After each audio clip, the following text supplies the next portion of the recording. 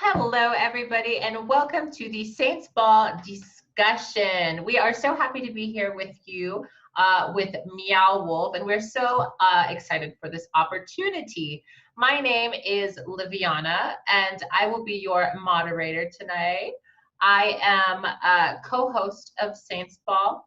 I am a trans showgirl and a pastel princess, and I guess I'm Nicki Minaj today. But let's meet the rest of these saints. Let's go ahead and bring it right on over to DJ Gas. DJ Gas, would you like to introduce yourself? Hi, everybody. My name is DJ Gash. If you hear crickets in the background, they're just anticipating what Allison Saint is going to say. Under the rainbow, I fall under queer, gay, male, so I prefer he. I edit videos for Saints Paul and DJ, and yeah, have a ball like everybody else. It's nice to meet you. Great. Thank you so much. We love having him. He is, yes, our traveling DJ. He makes clothes, art, and you can check out his Instagram at DJ Gash, as it's written, I believe. Yeah. Yeah, cool.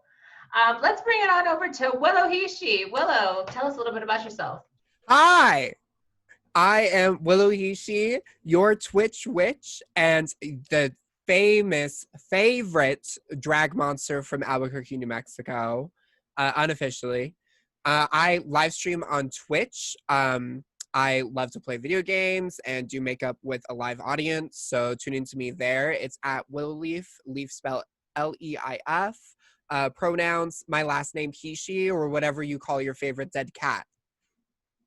Thank you. Thank you. Thank you. Well, we love Willow. Willow is our, as she said, Twitch witch, our demon.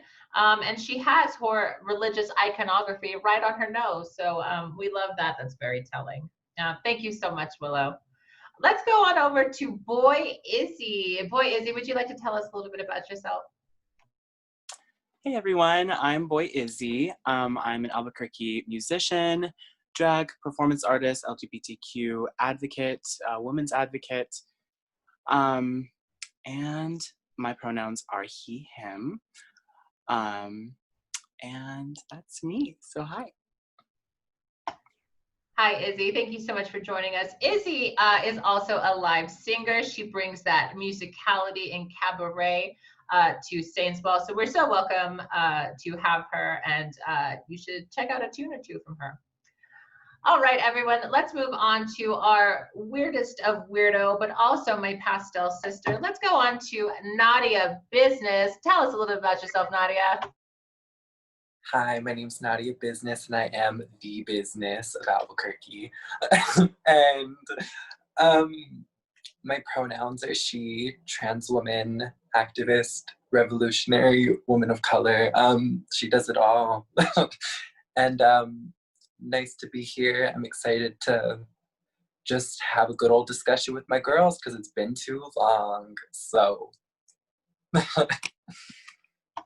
Thank you so much, Nadia. Nadia has some of the coolest makeup I've ever seen. She always does something different every single time. So you never know what to expect from our little Jack in the Box. But she is so, so cute. You can also check her Instagram out at Nadia_business_. And for the others, you can also check out at Boy Izzy. And you can also check out Willow Leaf for Willow Hishi. But let's go on to another weirdo, a wacky, someone whose makeup is also different every time. I mean, I could flip a coin and it's all three of you. But I want to bring it on over to our tallest of the bunch. Let's bring it on over to Kuwani. Hello, my name is Kuwani. I'm your intergalactic rave demon. And I am just here to have a good time. I love to experiment with a bunch of weird things, weird ideas, iconography on my face. So I'm just, I am here to bring you crazy makeup, crazy looks, and a party. And you can find me on Instagram at Koolwani, Koolwani. Yeah. Thank you, Kawani. She has some of the most incredible performances I've ever seen, and usually they don't even have any words. So it's truly a sight to see. So you definitely got to check her out. Speaking of performances, one that's not very good at it at all. I'm just kidding. It's my favorite makeup artist. She's more than just a drag queen. She is an artist. She's a brand. And she is your favorite little woman of Berkeley. Let's bring it on over to Que la chingada. What is up, y'all? I'm Que la Chingada. As Liviana just mentioned, I am a makeup artist, a drag performer. I paint, I fall down, I shake my I really do it all. I am so happy to be here with you all. And we are going to have a lot of talk, so this is going to be a really fun experience. You could check out my Instagram at Jotoantics, Jotoantics, and just keep up with me there. Perfect. Thank you so much. You look so cool right now. I just want to say, you all look so cool, but I love that you actually committed to the neons. That's sick. But I would like to bring it over to probably, unfortunately, the most important person in Saints Ball. We would not be here without her. She is the creator, the producer, the loudmouth. You name it, girl. You think it. Let's bring it on over to Allison Saint.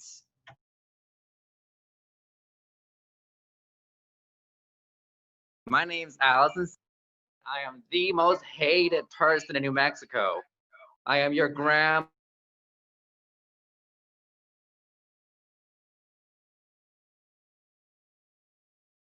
You Hey, Allison, we're having a little trouble hearing you for once. So maybe we can try to correct that. Let's try again. from the top. I don't do that very much. My name's Allison Sane. I am the producer of Saints Spa, the owner of Saints Spa, and I'm also the most hated person in Albuquerque, New Mexico, and also Colorado. See, I the most artistic. You give me a pizza box, and I will make a house. You give me a house, and I will make a pizza box. And that's on period. And that is on period. Well, thank you so much, Allison. Without you, we would not be here. We cannot wait to hear more of the hateful things that you have to say with us. But thank you all for meeting it. That's it. I'm just kidding. So we are here today to discuss a few important topics on why Pride is very important to us, what Pride means to us as drag queens, as gender-varying individuals, and about what's going on in the world with activism and what have you. So I would like to begin with just a really simple question. So I want to know, why or how did you start doing drag? And I guess I will start just really briefly. I started doing drag by accident. I am a trans woman who transitioned about 9 years ago. So I've always kind of been interested in the realm of performance, and I went to school for theater, but was always having really a lot of trouble trying to land roles or find myself fitting in the cis-normative world. Allison presented a position to perform at Saints Ball and to also co-host with her, and it has revolutionized my life. I've really capitalized on being a stand-up comedian, a dancer, performer. I'll add a bunch of titles to my to my belt or whatever I can. But yeah, I really did start doing drag as a means of trying to show my art in a world that doesn't want trans women to do that. And so I have a little bit of not much of a delineation between me without this wig and me with the wig on. It's usually kind of what you see is what you get. And so that's kind of how I feel. Nadia, as a trans woman yourself as well, how can you relate, or how do you differ? I mean, kind of the same, but very different, just because I haven't been out as trans for as long as Livy. I've only been out since the beginning of this year, and I started hormones like almost 3 months now. But it's kind of just been crazy. I feel like a lot of people are sometimes even more aggressive with me now that like I'm like, okay, no more of this he like jokes. Like, you need to like be respectful. Like, I'm not a he anymore, or like ever really. So like you need to understand like people are more than just men outside of drag. So yeah, it gets really weird. So how did you, how or why did you really start doing drag? Can you tell us a little bit about your origins? Yeah, so I started doing drag actually as like a pageant queen. And that was almost like 3 years ago. And one of the first people I actually met was little Miss Allison Saint, wherever she is in this little group chat. And I don't know, I just kind of did it on a whim because I was watching Drag Race just for fun and it looked fun. And just doing the pageant kind of like showed me like, okay, this is what the real world is. This is not like what a show is. Like, drag is so much more outside of the show.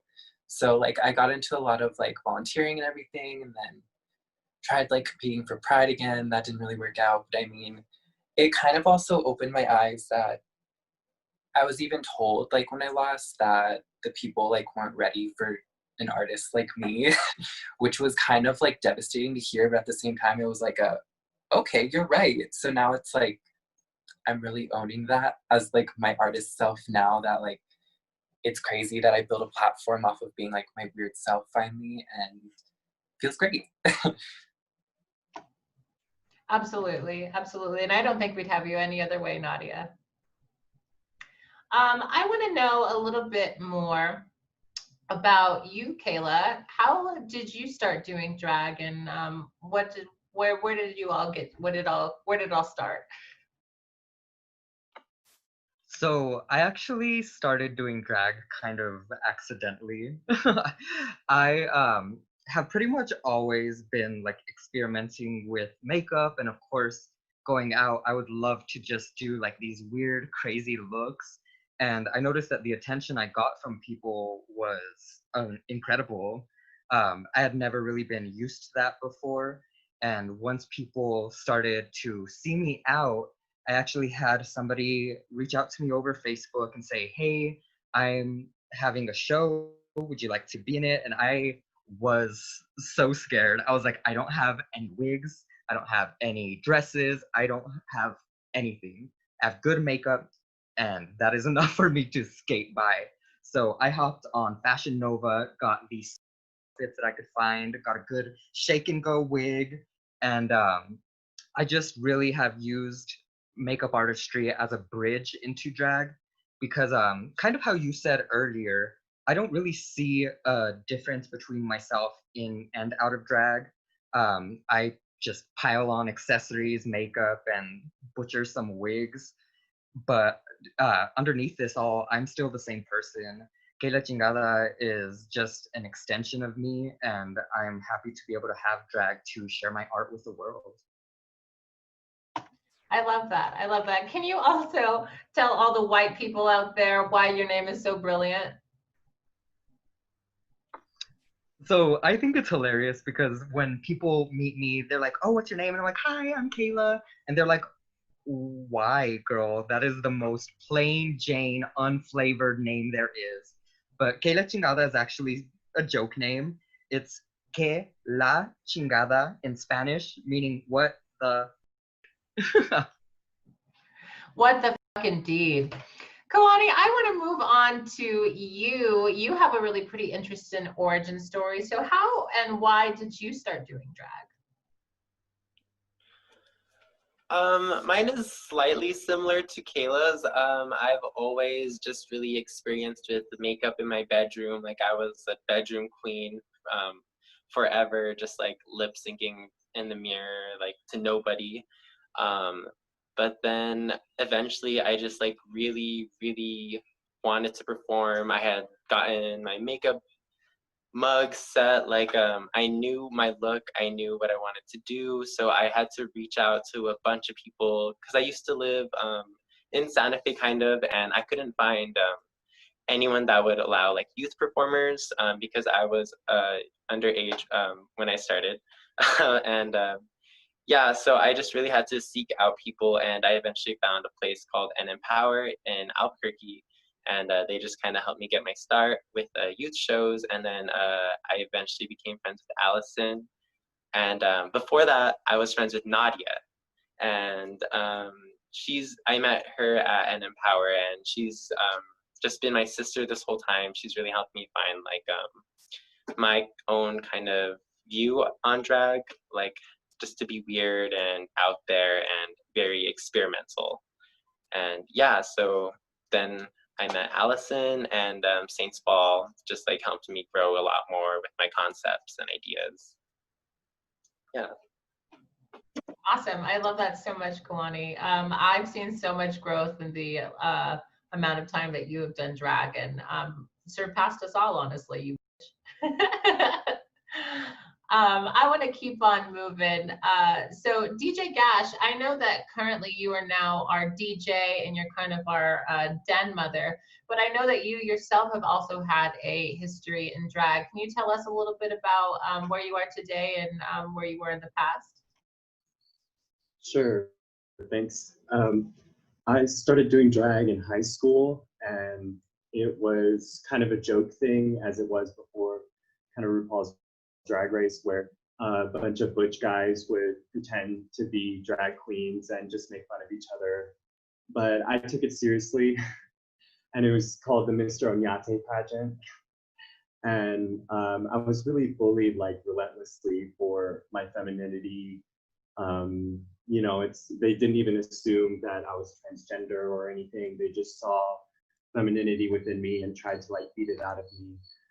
And that really pushed me to try to understand my femininity more and where it comes from and how it can heal me in the future and like heal me from what happened to me in the past. And it's just been this journey. You know, I have done like female illusion and gone through a bunch of different looks, like, but I feel like the overall essence of what I get out of being a performer is, you know, just like my name is Gash, DJ Gash. I feel like there's a part of me that will never heal from the pain of somebody trying to get rid of my femininity. And now, rather than it being an open wound, it's cauterized, and now it's a scar. And you know, I can just really embrace all of that, and have a group of friends that encourage me to embrace, you know, whatever creative spark or weirdness that I have or oddity. Yeah, and I just, you know, I feel like drag really frees people, and I think that in a sense that's what I get from Saints Ball, is that you all are actually saints in the LGBTQ community. And it, you know, instead of us going to church on Sunday, we go to church on Friday night, and we get to see our angels give us power and let us know that whatever we are, that we're going to be accepted. So yeah, It was very beautiful. Thank you so much. You know, I think a lot of us, whether you do drag or not, if you're in the LGBT community, I think you can really relate to being severely bullied or feeling like an outcast or ostracized. And for drag queens more specifically, I feel that that's sort of where we have a common bond, is in that kind of pain, and together we can come together and create something really amazing and heal each other. And so I couldn't have said it better myself. That was very beautiful. Thank you. I would cry, but the Botox got me, gal. I'm just kidding. I don't have money for Botox. I don't even have money to fix these teeth. I don't have money to Botox. Thank you. I want to move on over to the luchadorina herself. So why don't you tell us, Allison, a little bit about why you started drag? Because we all ask, why the hell did you start drag? And I also want to know how you started drag. So tell us a little bit about your background.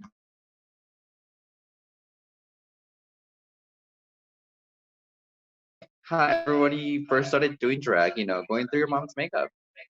All those horrible Maybelline pencils, you know, through two colors, black, brown, and blue. Not the brightest, but they're there.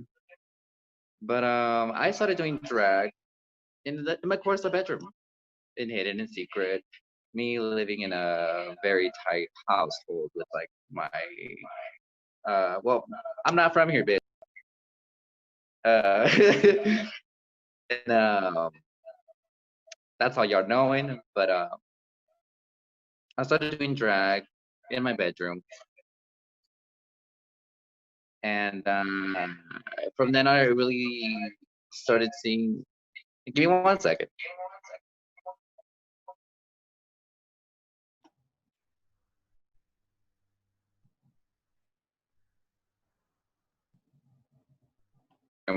Just like everybody else. I started to make my outfits, do wigs, do everything in there, because I was underage, of course, and I really didn't have an outlet for anything else besides the art I've always done, everything I've always done. Um, but honestly, through activism is when I fully started doing drag. All the activism that I helped in Santa Fe, here in New Mexico, it really led me to do this and have this platform. When I officially started performing, my first performance was, of course, at Empower. When it was first started and first, I guess, built. I don't know how that works. Uh, and from then on, I started performing there a lot. And then I started performing at this pastor youth church with a bunch of like younger queens that really didn't have a platform and always was trying to bring everything to light. Because again, the adult performers back then really didn't acknowledge any of us, anything. We were trash. We were shit.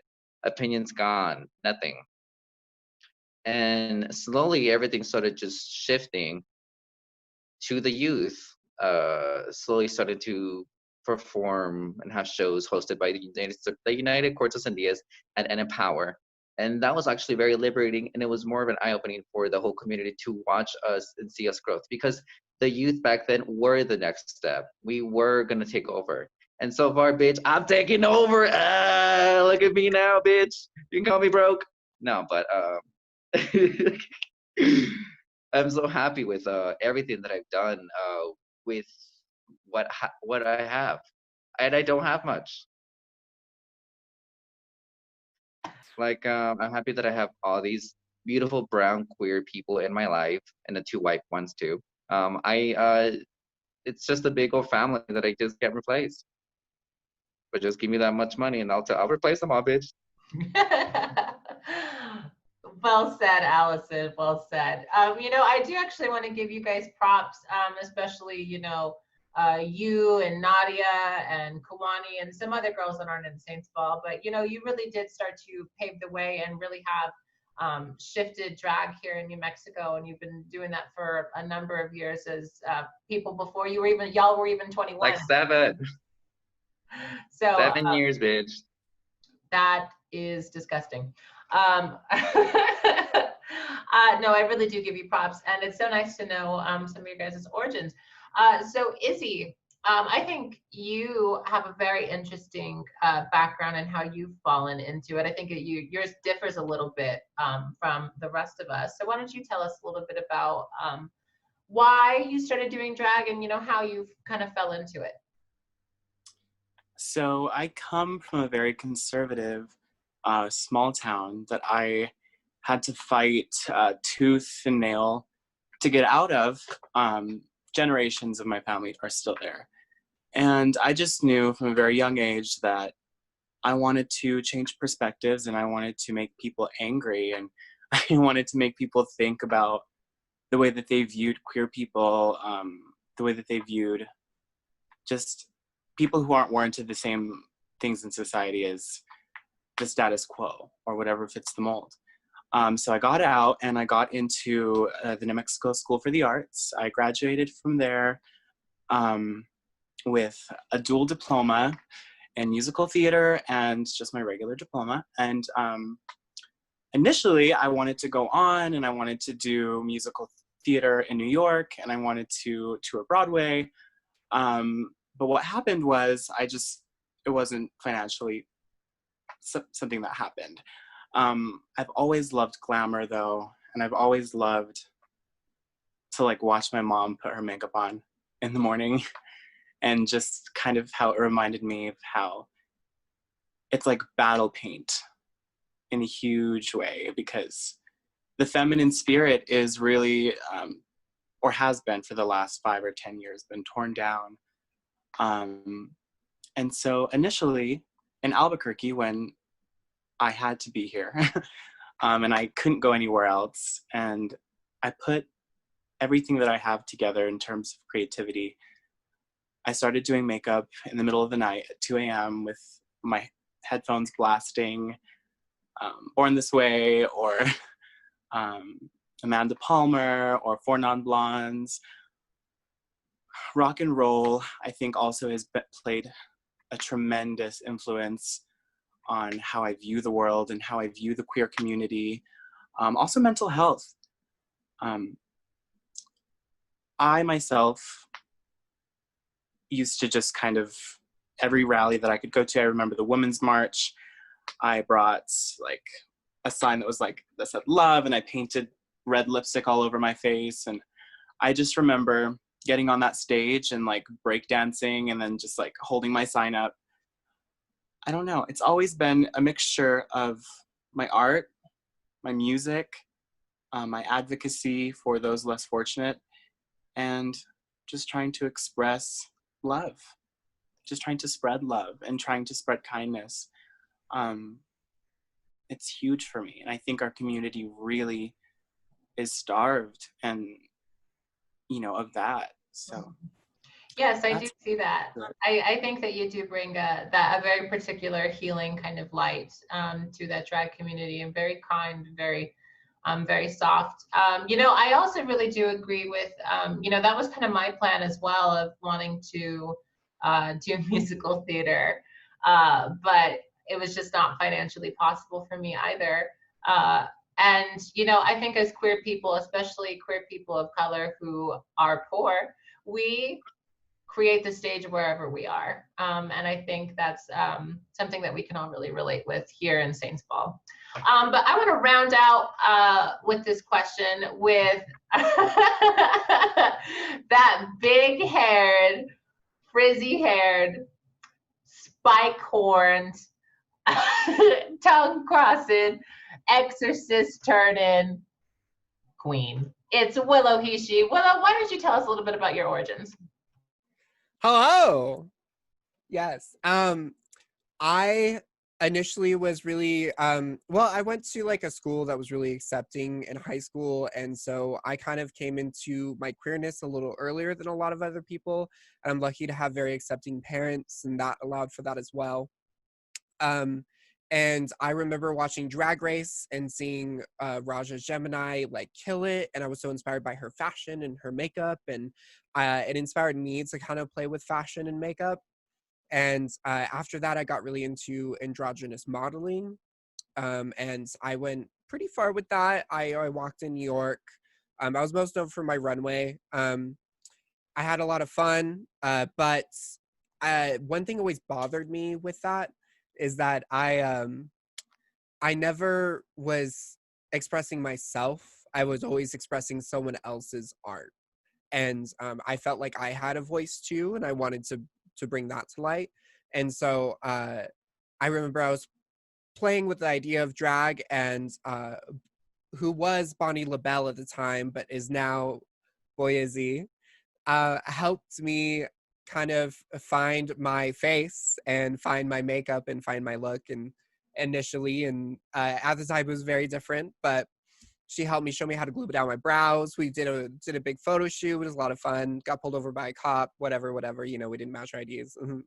And we really started to experiment with drag, and she'll always be my bigger older sister. and we kind of went on a journey through drag together. And she booked me for my first gig at Sidewinders, where I had like a bunch of people come out, recorded it for the little tiny audience, who was entirely made up of my fans. And I was booked back immediately, met Allison Saint, Allison Saint was the first girl at any drag performance to introduce herself to me. She said, "Hi, I'm Allison." And I was like, "Thank you for not thinking I'm a stuck-up bitch. I'm Willow." And she invited me to Saints Ball, and I just got spookier and ookier, and the rest is history. Here we are, mama. Here we are, mama, indeed. That one wasn't as good as yours.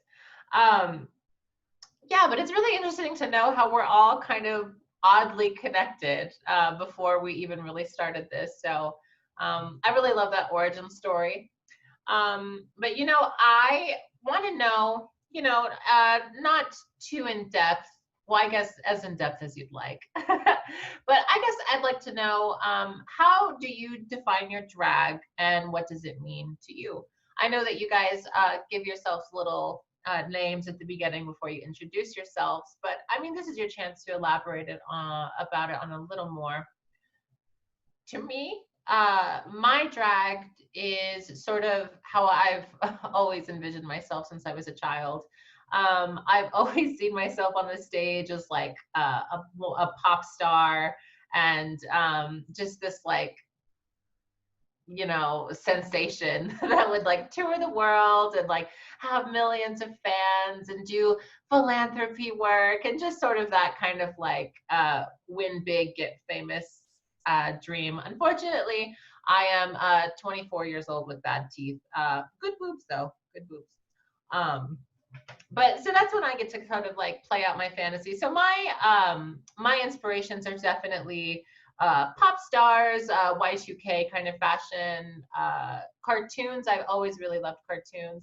But most importantly, what I think really inspired my drag was my mother. She always had the craziest, not like crazy, but like kind of like slutty outfits. And we lived in small town Carlsbad, New Mexico. She had like platform heels, wigs, extensions, ponytails, colorful outfits. And I saw that growing up and I said, that's exactly what I want to be. And here we are today. But Willow, I know we only briefly touched on how you started doing drag. So I'd like to give you a little more time. So how do you define your drag? When I first started, it was definitely more inspired by like goth queens, as in like Evanescence and Amy Lee and Marina Brink. Like a lot of amazing women of rock and roll and things like that. Now I think I'm more inspired by demons and monsters and witches, like Baba Yaga and the creepy one from Insidious. But I think we all kind of work our way into who we want to be. And like me, I'm very much like a creative writer person. So I definitely have like a huge backstory for who Willow Hishi is. And one day it'll be published, I'm sure. But I think also growing up, I was very interested in religion and these spiritual items and like what religion means to people. And I always thought it was so interesting how people just dedicate their lives to something that they'll never see or never truly understand, but feel it in their hearts. And people really go to the extreme and do what they feel is most necessary to accomplish work for those things. So I really was interested in that. And I just found kind of like, I don't know, like an understanding of the lack thereof. I myself identify as an eclectic pagan. I love like witchcraft and the earthy things because I feel like we come from the earth and that makes sense to me. I just love that there's a huge population of people that worship symbols like the cross and the figure of the god and things like that. So I really like to kind of make people question what is so important about it that it defines who they are. And I want people to be able to look at me and say exactly why they disagree with what I do, and how it changes them, or how their God or whatever changes them as a person to do better. Because I want to make sure that people who are devout do better for the world, instead of pushing extremities, and not loving thy neighbor, not criticizing and ostracizing people that are different. I want to make sure people really agree with what they're doing and understand the effect it has on people. Awesome. Awesome. I really enjoy that. And I think that's the Saints ball, girl. I want to move on over to somebody who has some similar influences with some monsters, demons. So Kawani, why don't you talk a little bit about what your influences are? So when I first started doing drag, initially I wanted my aesthetic to be a bitch that could kick your ass. So I always tried to go for like some edgy goth, or just someone that like I wanted to be. Like growing up, my mom is like pretty edgy, so she's always like wearing leather, like some kind of print that looks really cool. And I honestly get a lot of my drag from her, just like hand-me-downs, because they're so like unique and edgy to me. But as I kind of experimented with drag more and my own ideas, I I fell upon the intergalactic rave demon. And to me, that just means I want my drag to be very alien, very foreign to you, hypnotic. Like I want you to be lured in by my performances, by my face, and I want to seem like, yeah, otherworldly, ethereal almost. So yeah, I've definitely gotten a lot of influence from like my strong mother growing up, and the strong female figures I've had in my life. And so I definitely try to appear as like a strong figure in drag. Because I know like out of drag, I'm kind of like shy sometimes, or just like not very outspoken. But I definitely feel like drag has helped me find like my voice, and it's definitely helped me embrace being weird and just crazy. So yeah. Nice. I really see that for you. Nadia, why don't you tell us a little kind of briefly what your influences are? I'm very influenced by like clowns and anime and color, just because kind of growing up, I didn't come from the best childhood. So I kind of like the best way to just protect myself was to like just bland everything I do, just make everything bland about myself. Like I didn't listen to music or anything. Like I didn't look at art. Like I wore like a sweatshirt and jeans, and that was it. And it was kind of just like this character I built like as my boy self. And I realized like, wow, like why am I doing this? Like I don't even like this. Like I feel more like dysphoric and like sad, or even just like pretending that I'm this person. And that's kind of where I like found the ideas of like drag and everything, where it's like, oh, it's like altering someone's perception of you. So it's kind of like I pull like that kind of bad bitchness from like anime, like those big anime. Like I really love them just because like no matter what they do, like they always look good and they're always ready to fight you again. Like they'll get back up and fight you again. Like they really don't care. So that's what I'm really like inspired by, and I just really want to be that. Well, I'm here to tell you, you are that. Boy, Izzy, what say you? Initially, I had a very boxed in view of what drag was, or what it could be for me. I thought I always had to have, as a perfectionist in the way that I always thought I had to have like the most beautiful hair, or the most like feminine dress, or the most feminine makeup. and it was really emotionally, like, it was such an emotional experience for me, because when I started to think about what I feel creative about and what makes me feel motivated to do what I do, it's my subconscious. It's what happens in my mind when I go to sleep. It's my dreams. I think it's the way that the brain works. I'm so interested in how people understand concepts, and it's altered quite a bit. And I think it has to do with me having to question so much of my own beliefs. The amount of questioning I think I've done in the past, like 5-7 years, about, the way I grew up, or, I mean, even when I was young, I used to think, when my parents would tell me something, that's not right. We're gonna unlearn this, like, right now, and we're gonna read books, and we're gonna do research, and we're gonna, like, that's how my entire self progression, and, like, me getting out of that small town, and me finding all of my beautiful friends in this chat stemmed from, I think, self-exploration, and really turning, the most mysterious things about myself inward, outward, and really becoming more you can't put a thumb on it. You can't put your finger on what exactly I am. I can't, I can't do that to my creativity. It's about freedom for me. And the more and more I do it, the more and more I feel that it becomes about letting go of the perfectionism, letting go of what I thought it was, and really jumping off the deep end and just discovering new things constantly. I think that's when I feel the most liberated, and that's when I feel the most at home in myself, is when I just let go.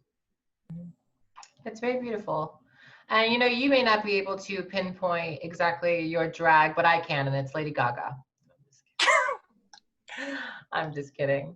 I want to move on over to DJ Gash. DJ Gash, tell us a little bit about your influences for your art.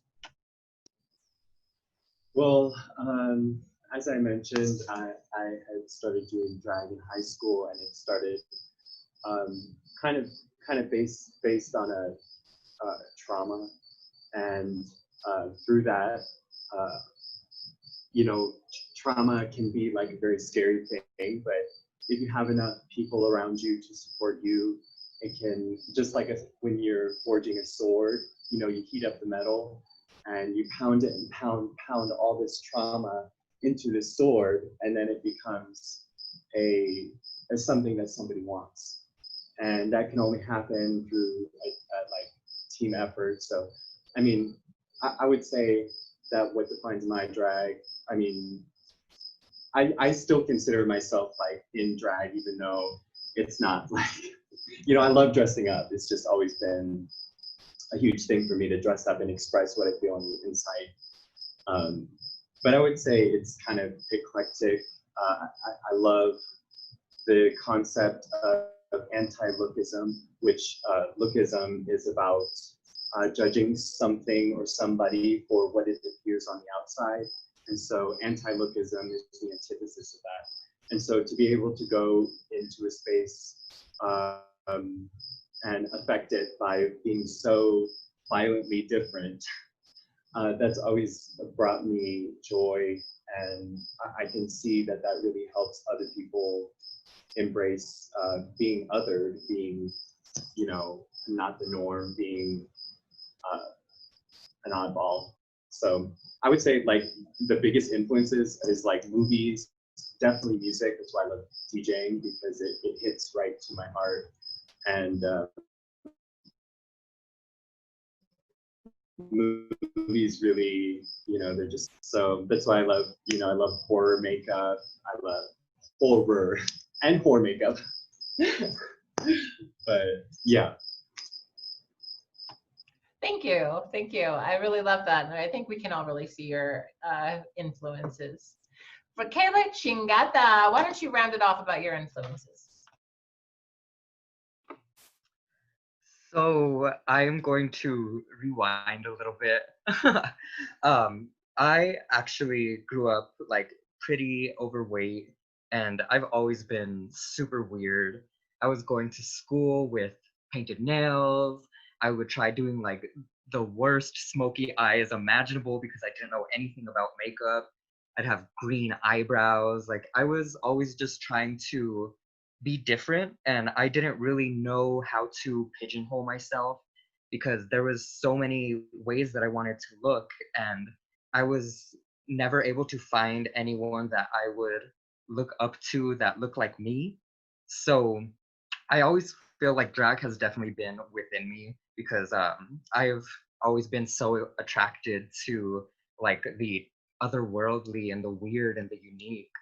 And prior to being in drag, I was actually, and still pretty much am, uh, heavily involved with like the rave scene here and EDM. And I really, by going through to those shows, I was able to build my confidence because I could dress however I wanted. I could wear weird makeup and people would always stop me and talk to me. And I realized that I loved that attention, and I loved just really taking the time to put on a new face and look the way that I wanted to look after feeling so bad and weird all the time, that I really accepted those flaws that I had and I just really ran with it.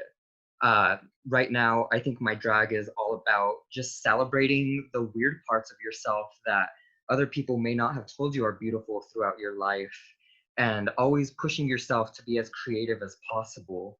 And it's cool to be unique. It's cool to stand out. And that's why I'm so thankful for everyone here, because even though our drags differ pretty heavily, our drags, our aesthetics and whatnot, we all inspire each other in some form of uh, something.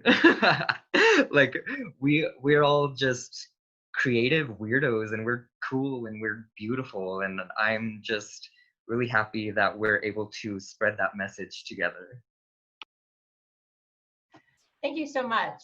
And you know, it's really awesome hearing everybody's origins and influences and how they feel about that.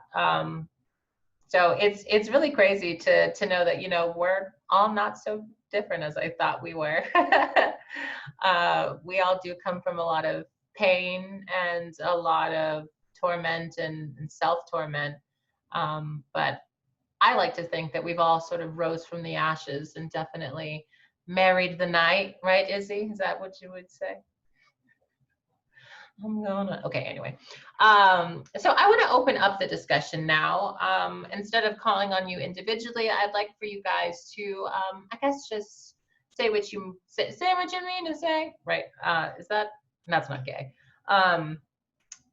But yeah, why don't you go ahead and answer a few things that I think are really important topics right now. So Saints Ball, I think, is really representative of what drag is today and where drag is heading. I really do think Saints Ball really does fill that niche market that has been necessary not only in Albuquerque, but in the world. You know, we describe ourselves as an alternative drag group, and that doesn't always mean alternative as rock and roll or edgy or punk. I really do see Saints Ball being alternative in the fact that we are the outcasts even of the drag world. We are, you know, delivering things that you won't always see at just any old drag bar. And I really do love that each and every one of us really do stand for originality, that we really do stand for our own morals and values. And we also just really have fun. And so, you know, a lot of people in our community look to us not only as a collective, but also as individuals to be pillars and to be representatives of our community. Yeah, you guys are nodding your head, so I do think that you agree. So I want to know first, how has the pandemic changed your art? You know, we are going through something that hasn't been gone through in about 100 years. The last time this happened was 1917, and they didn't really have all this quite. So I want to know how things are different for you, how you think things are different for the drag world, and what else you have to say about Miss Coronavirus.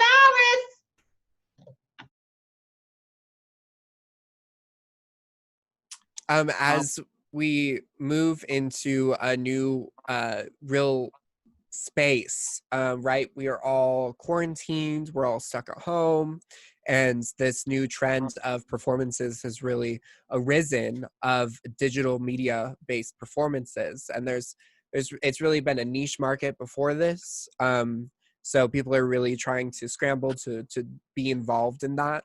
I myself have been lightly involved, and now that the virus has started, I'm really pushing myself as a digital media artist and pushing my drag and my performances and my personal art and experiences with that of a digital realm, with live streaming and videos, YouTube videos, video editing. All those things are all things that I thoroughly enjoy. So in some ways, it's really pushed me to accept more of who I am as a digital entrepreneur as such.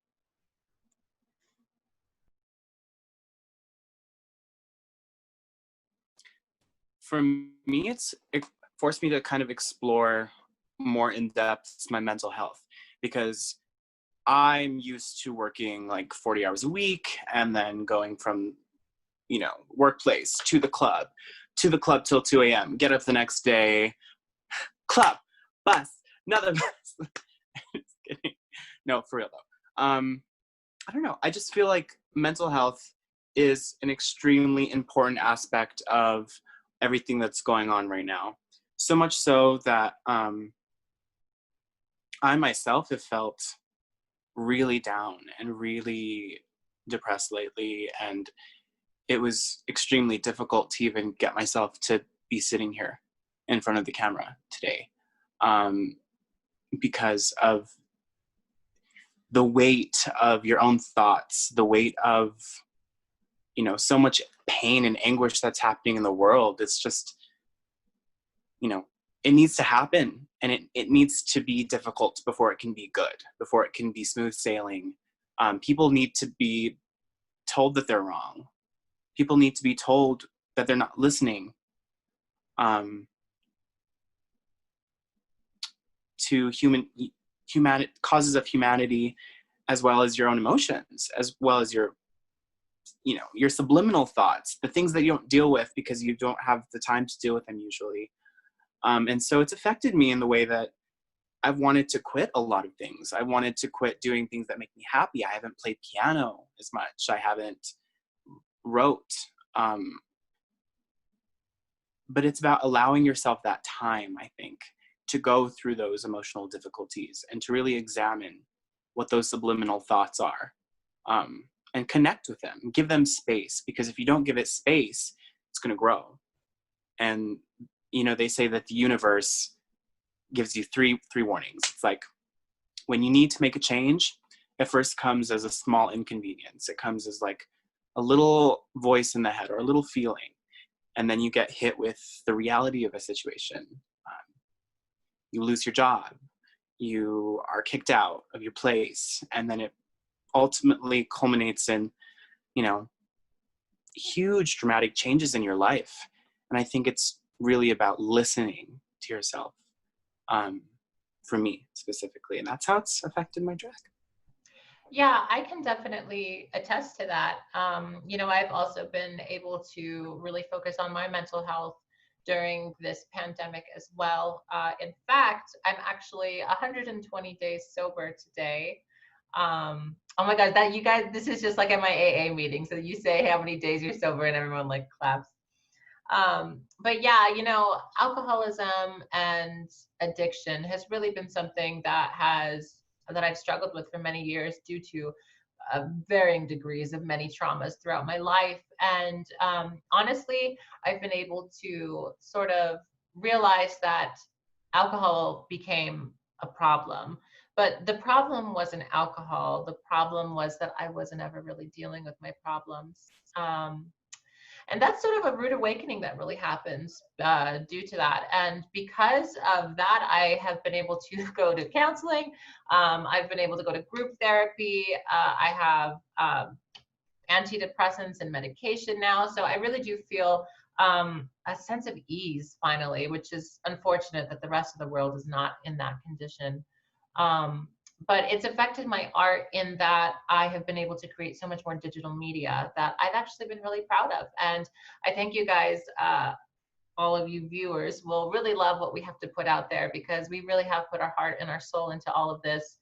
And, you know, we can't really be with you there in person like we were last year, where we sold out.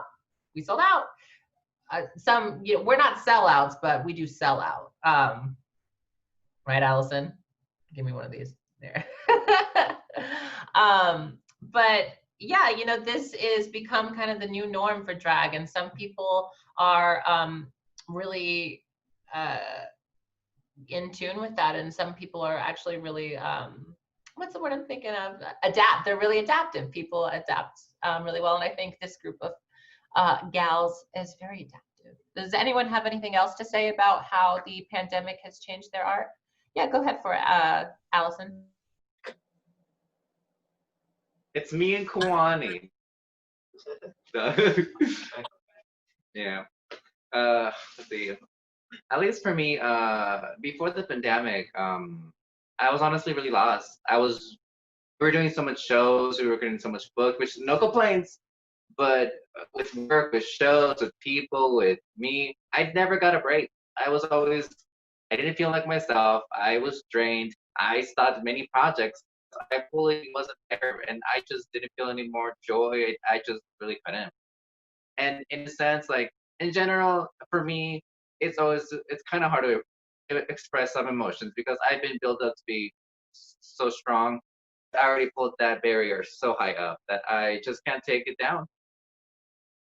But I can just keep on building it, bitch, for sure, you know. But I'm happy that, well, not happy that the pandemic happened, but I'm happy that I finally took a break. That I just got some air, breathed a little bit, and slowly started doing digital drag with we first started doing it with Kawani and Kayla. And honestly, it was another breath of fresh air.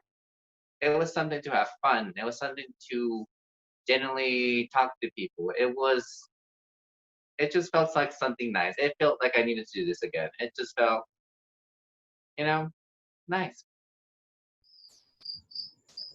Nice. Yeah, Well, I'd you like- had, oh, sorry, go ahead. Yeah, I'd like to just add a little bit of how the pandemic has changed how I express my art. Right before the pandemic, I was kind of in a dark place as well, where I was really relying on social media for validation of my art. And that kind of is a cycle that a lot of people fall into, and if you just swallow you whole, or you conquer it, you become like famous. But Liviana. But now that now that things are completely shifting to online, I've actually come away from Instagram and Facebook and posting about my art and the things that I do in a way that I get feedback, just to try and feel how it is to exist with the people that are around me and make really good connections with people in Albuquerque and people in Santa Fe. And I also have started a new art form with my mom. We started teaching each other how to do ceramics, and I've made these earrings and this necklace, and she makes pottery. And if you want some of that, it's on Etsy /Gbao, Gbao. So anyways, I just wanted to throw that in. Thank you, and we'll make sure to get that plug somewhere. I think we are going to move on, but does anyone have any last things to say? Great. Oh, go ahead. Sorry. So I just wanted to kind of piggyback off of that as well. the pandemic has been so hard for a lot of us, and I think that it's really forced us to spend more time with ourselves, of course. And I have really seen this as an opportunity for me to become more of the person that I've always wanted to be. With all of this extra free time that I've had, it's really made me look deep into what my interests are and how I want to move forward as an artist, as a performer. Um, like Allison said earlier, I've been fortunate enough to actually pretty much been quarantined almost the entire time with Allison and Kuwani. And we've just inspired each other to stay painting, stay being creative, stay performing. It's given us really a lot of time to work on getting new outfits together, styling crunchy wigs that we've had sitting in at the back of our closet for a long time. And it has been very difficult, but I think also that a lot of us have been able to see the silver lining behind all of this, and I'm grateful for a bit of a break. Awesome. Thanks, guys. Well, I did want to touch up on some positivity, because I know that the pandemic has been mostly great to you all. I know some of us are now forced to go back to work during this, and there is a sense of unease with that. So it's not all sunshine and sunshine and rainbows. But for our drag life, we have been able to adapt, make it work, and it seems like a lot of us have gotten some time to work on ourselves independently. Unfortunately, there is a whole lot more going on in the world that would be a disservice not to talk about. As you all know, earlier this year, George Floyd was killed by a police officer, and it has since sparked many protests across the country and across the world as well. It's something that feels like has completely changed the world. We've had lots of instances of Black men and Black trans women, Black women, Black individuals murdered by the police. And we've had hashtags, we've had riots, we've had protests. And it doesn't seem like it's sort of hit like it has recently. Maybe due to the pandemic and us being locked in, maybe due to the years and years of slavery and colonialism that has still affected Black individuals. So I want to know, guys, is drag inherently political, or do you think there should be a separation? Some people say that, oh, why are you talking about this? Why are you doing numbers about this? It's drag, we should just be having fun. What do you say to that? What do you say to Black Lives Matter? And what do you say to the history of Pride and how it was started by a Black trans woman, Marsha P. Johnson, and Sylvia Rivera, another trans woman of color? So what do you guys have to say to all of that? Should I start? I'm gonna start. We'll just do that. I'm gonna give you the business. Okay, so just to touch on the last question real fast,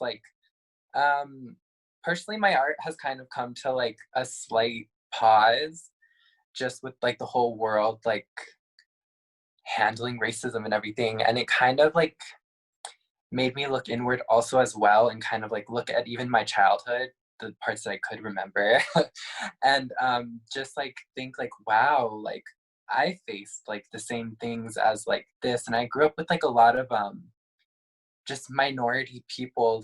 My best friend was Black, my best friend when I was little too at the apartments was Japanese, and they really just taught me about their own cultures, because they were very invested with their cultures, and I didn't have culture really, so it was really just nice learning about that. And then so that leads into the world, where it's kind of, and how does it relate to drag too? I think drag really relates to it, because again, you are changing your perspective of how people see you, and for a lot of us, I don't know, that's part of our lives. Me and Livy, we're both trans women, so it's kind of we've also like battled like this thing in our head where it's like mentally we have to convince ourselves about like these things sometimes, but like, sorry, this is just like a lot to throw on.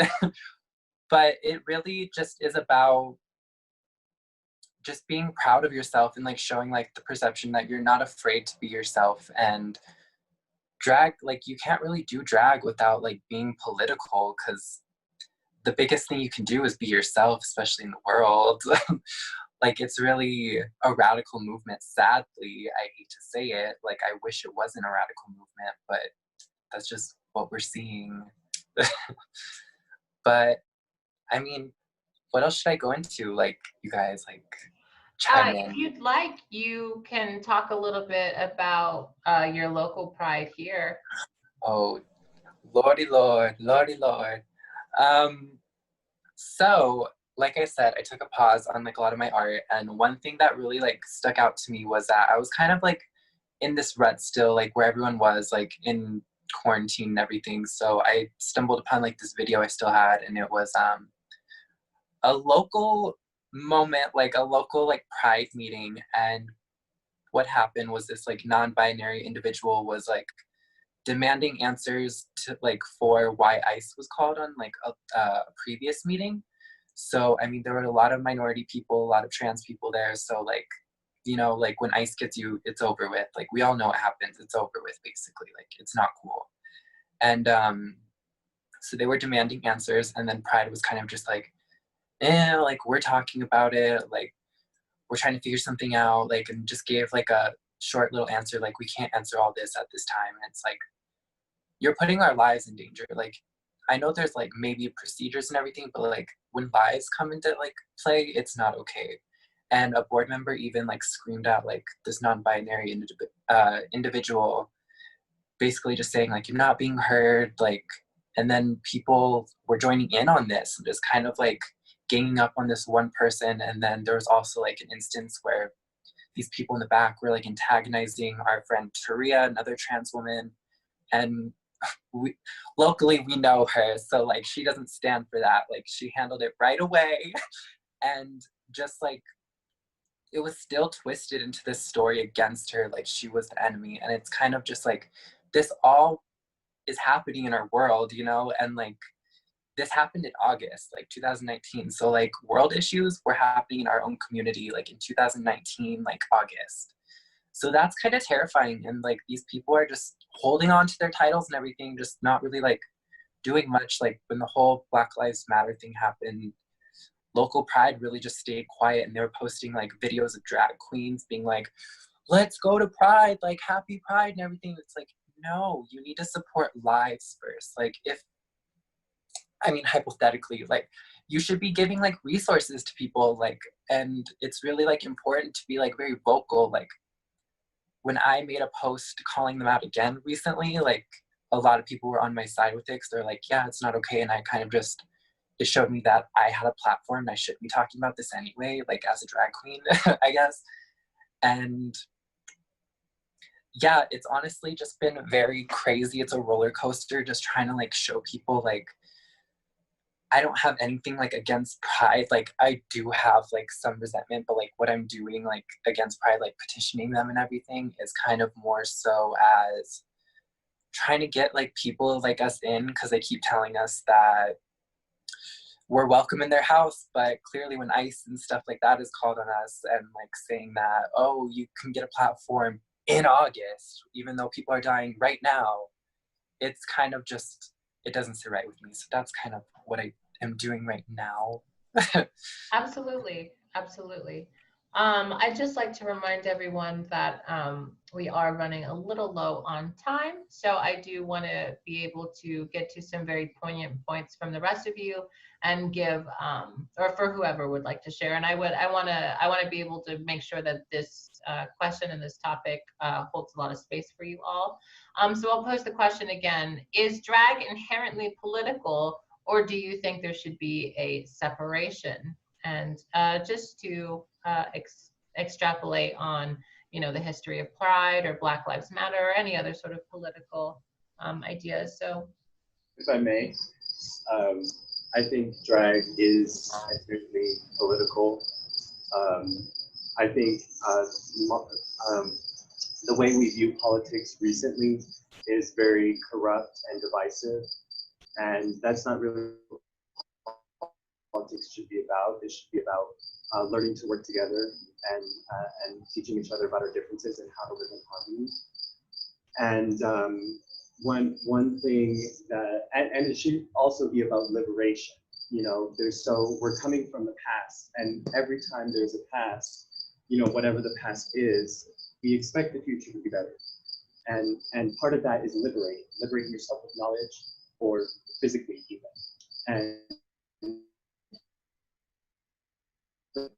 my queerness, a lot by Black people, and specifically the Vogue community and the ballroom scene, because of the way they embraced feminine and queer energy and used it as something to make each other feel good and free each other. And, you know, that's echoed out into the drag world, of course. So, you know, I think drag will always have that political aftertaste no matter what, because the roots of it are from Black people who have been oppressed for so long. So it's always going to have a message of liberation and freedom and understanding.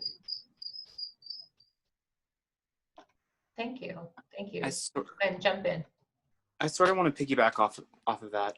I know we're in Pride, but I have never felt less proud of the community at large than I have in this moment in time.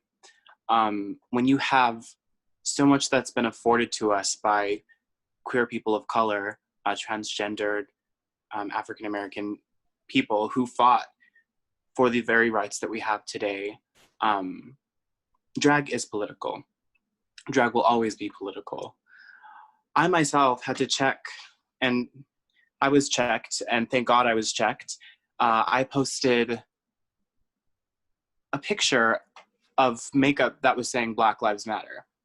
And I really felt ashamed, and I really felt, and I'll get into it as to why, but I really felt ashamed as to how much thought I didn't put into it in the moment as to how that was insensitive. And I thought about it, you know, because I think of my face as a canvas. I think of it as just a blank place to put things that I believe in, right? And it's wrong, because I should be posting links. I should be posting, how can we donate? How can we help in a physical way that's not a like or a share or an art form that I'm doing as a white person. So I don't know. I think there's aspects of drag that aren't political, and that people who don't have to deal with the more difficult sides about, you know, of being a person of color, that they don't have to deal with. And so it's easy to not be political for some people. And it's easy to just get into like a lane where it's like, oh, I'm fine. You may be fine. You may walk out of the bar and get to your car safely, but that's not everybody. And you need to know that your community is as strong as its weakest link, you know. And that's how I feel. I don't feel proud at all in the moment about anything, because there's so much ground to be covered. There's so much work to be done to feel proud about. I don't think I've earned that right to celebrate Pride in the way that most people have and do. And the fact that it's become so commercialized and so much about making this country and this world more of an oligarchy and taking money out of queer people of color's hands, and just the marginalization of the African-American community in tight, impoverished communities, while the rich get richer. It's just ridiculous, and it's all connected. Yeah. So that's, yeah. My take. Thank you. Well, thank you. I really do appreciate your honesty and also your transparency, to be able to, even understand that even though we might have the best intentions for helping a specific movement, maybe we don't even know necessarily how to navigate it, and we don't necessarily know what is correct and what is not correct. And I think that is why it's important for us to be having conversations like these. So thank you for your honesty, and thanks for your transparency. I think Allison was going to go. Yeah, were you going to say something?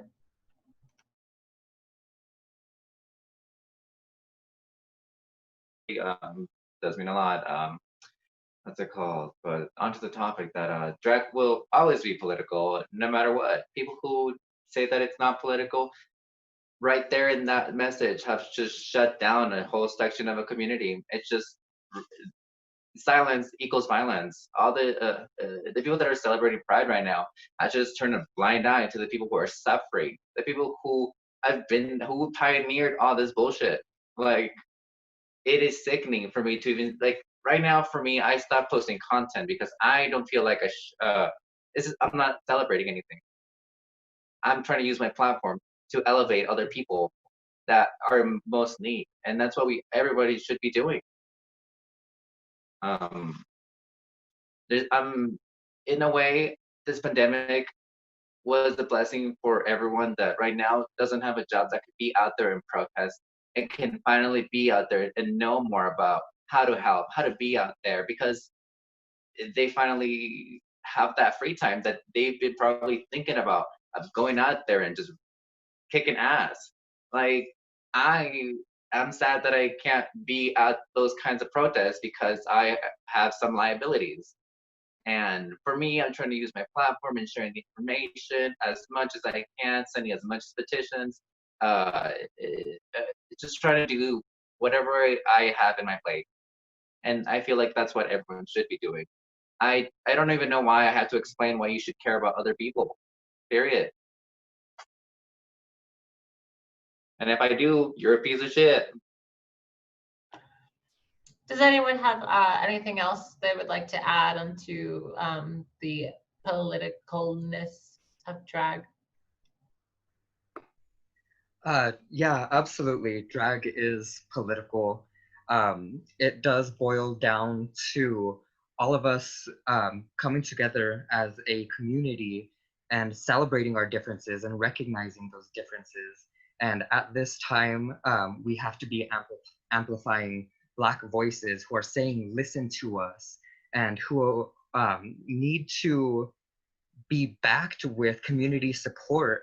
Like Allison said, even if you aren't there at the protest, there are ways to spread the word, sign petitions, and even through your interpersonal relationships, you need to have these difficult conversations with people about race, and you need to call people out whenever they're wrong, because those microaggressions stem from something that's so dangerous.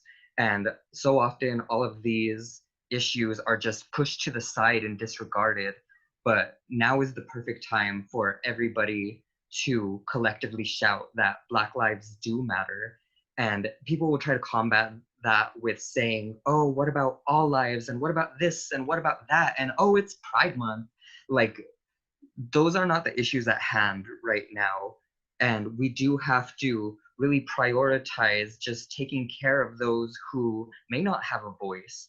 And that's why it is so important for us to come together, and with all of us having the platforms that we have to make sure that we are using our voices correctly, because whether we want to or not, people are going to be listening to what we have to say. And that's why we have to be so careful with our words and our actions, and we have to do what's right. Thank you, Kayla. Thank you. I think I would like to close this out by saying, thank you guys. Thank you all for being very vocal, and thank you all for continuing to not only speak about this, but to post about resources, people that are in need, petitions, keep posting out news. So, there are so many ways that we can help our community without directly protesting. Like Allison said, she doesn't really have the privilege to be out on the front lines with us. But there are so many different things we can do. We can be donating our resources as money if you have that, because I know a lot of us are getting unemployment checks. You can be sharing information if you have a form of like healthcare background. You can be a medic. You can help people with that. You can help people with gear and masks and other things to protect themselves as well, and to also heal people. There are so many different avenues that we can all come together to work together to solve these issues. And it's something that is very important to me as a trans woman of color. I am very light skinned, obviously. I think I'm about as light as this pink shade of fur right here. I'm just kidding, I'm a little darker. But I do think that while, I might have a little bit more of disadvantages from you guys, it's not that far off, because I do have a lot of privileges in which people will listen to me. And a lot of people will still listen to you guys as much as they don't, as much as you might not think. And that goes to everyone out there who's watching. You have a much louder and stronger voice than you think. And it is your job, and it is your duty to make sure that your brothers, your humankind, is being treated just as fairly as you are. And if it's not something that speaks to you, I don't know, maybe you need to be studied. But that is pretty much it. Again, I really want to thank you guys for letting me host this and letting me moderate this. This has been such a pleasure and such a joy. I love you all so, so very much. I want, each of you to sign off with your tags, what they can follow you at, etc. And why don't you say something meaningful to you, something you either want the audience to know about you, or some kind of phrase or that's been stuck in your head, whatever. We'll start with you, Gash. First of all, I want to say to all my LGBTQ brothers and sisters and people of color that there's so many people in this world that love you, and love will always transcend and lift you up. And wherever you're looking and you're not finding somebody that loves you, just hang in there and look harder, and somebody will show up and we'll be there. Hopefully it's Saint's fault. But I'm not on Instagram or Facebook that much, so if you message me, I probably won't message you back. But you can buy some of my ceramic jewelry on Etsy, and it's etsy.com/Gibao, which is GIBAO. And yeah, if you want to support me in making some art, I'm hoping to get this whole selling my art on a roll, so maybe I can donate some money, or donate whatever I can to things like that. So I love you all very much.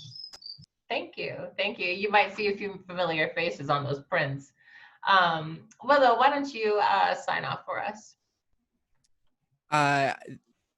Thank you, everybody, for joining us, not only for watching this discussion, if you've made it this far, but for just joining us in Meow Wolf Pride Week. Even though we look very different and we may talk very different, we are all one people. We are all one humankind. We're all in this together. And I think it's important that we all really take each other's experiences into hand and into consideration, and move forward with, as Gash put it, love. If you are interested in finding me, you can find me on Twitter, Instagram, and Twitch. Yes, that's right. I do live stream on Twitch under Willowleaf, WILLOWLEIF. You can find me on YouTube under Willow Hishi, HEISHII. And anywhere else you might find my name. My merch is on Teespring too. Yes, but also donate your money to important charities instead of buying my merch right now. But in the future. Thank you. Kayla? All right, so it looks like we are close to the end. I just want to again thank everyone for spending some time with us, and hopefully all of these conversations were really eye-opening, and I hope that it really brings together the community.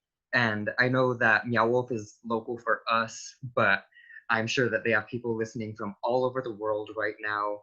And again, I just hope that people take this time to amplify others' voices and really just put forth any efforts they can into helping others to grow and helping others to learn and providing people with resources so they know that nobody is alone. And I just hope that everybody gets through this pandemic safely. Wear your masks in public, wash your damn nasty hands because some of you are not, and I am not afraid to clog people. But as things start to open up again, just be safe, care for others, care for yourself. If you need some time off, just really recharge and do what you can to make sure that you're staying healthy. And I'm gonna do one last final shameless plug for myself. My Instagram again is Jotoantics, Jotoantics. Same spelling. I'm on Twitter. I'm on Facebook. Just look up Que La Chingada. My performances on YouTube if you're into that kind of thing. And I just really love you all. Thank you all for giving us this opportunity, and hopefully we will be back and back and back again. Allison and Kawani.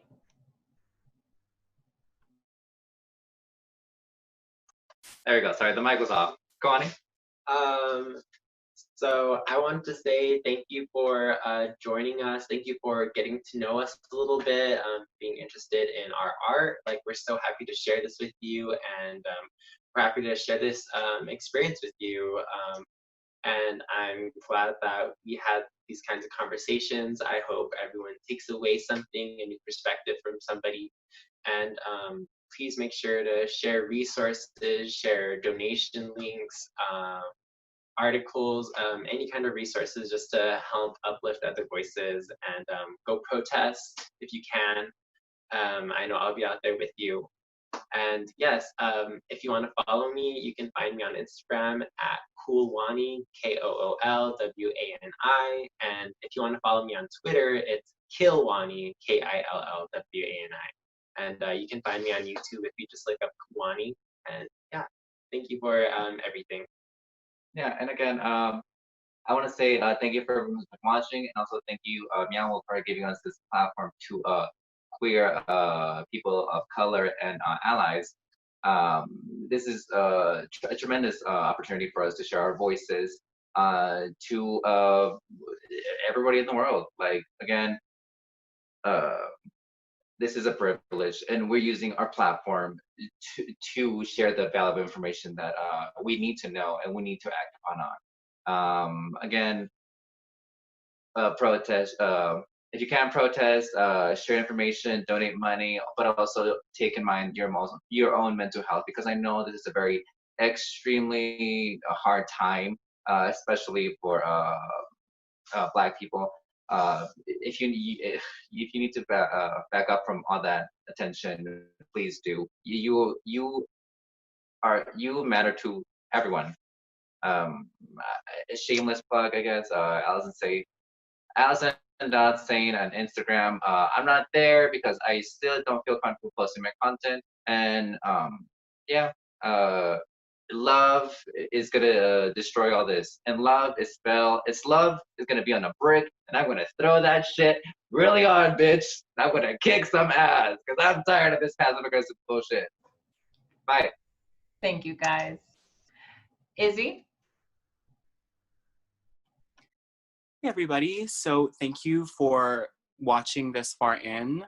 We really appreciate it, and we all, love you so much. I will say, and I want to challenge the non-POC, the white cisgendered type of male that is watching this, LGBTQ. Do your research. Do your research. Challenge yourself. Challenge yourself to look beyond your own perspective.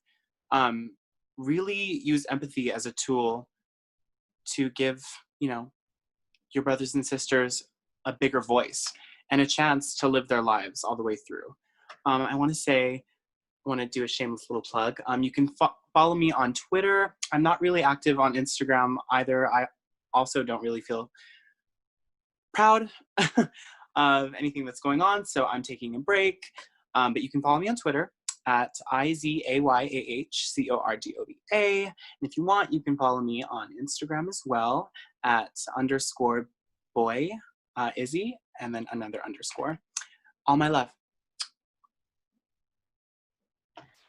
And what about for you, Nadia? I just want to say thanks to like everyone at Meow and anyone watching. Like, it's really insane, especially like to come from like a small little stage of like Alice like even said, like we came from like literally performing for like our parents in like a little circle like room, and to like be here like for Meow Wolf, like what, like and my camera fell, so how embarrassing.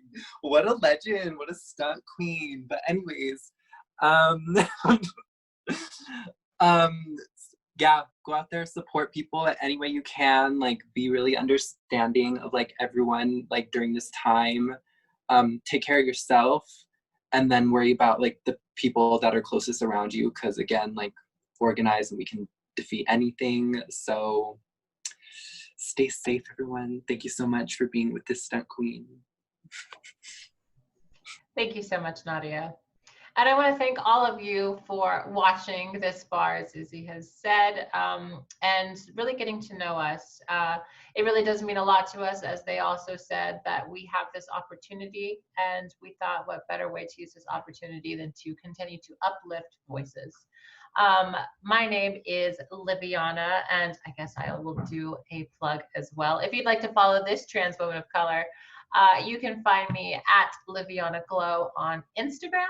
You can find me at Liviana XO on Twitter and on Twitch, because I do like to play some video games.